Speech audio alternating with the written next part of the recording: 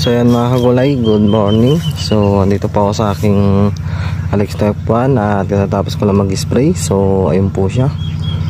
Ayan. Natapos ko lang mag-spray at papakita ko sa inyo yung talong na sinasabi ko sa inyo. Ayan, kung gaano na siya kataas, kung makikita nyo, di ba? Halos lagpas taon na nga siya. So ito mga kagulay, may mga ipit yan. So bali ito mga kagulay, naka dalawang ipit at sabit. So ito siya. Ayan, may mga leteng.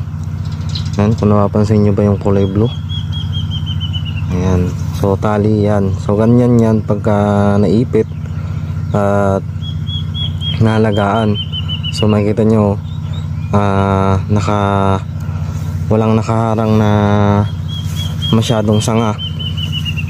Tapos kagandahan ito mga gulay, pagka nayari nga pong itong talungan, pwede pong taniman ng may balag, katulad ng mga sitaw or pepino. So ganyan siya kalinis tignan pagka may balag ang isang talong. So gaya na po kataas yan, ano, yung kung na halos lagpas na. Hindi lang tayo makapasok kasi meron na bakod. So Alex Step 1 din po yan.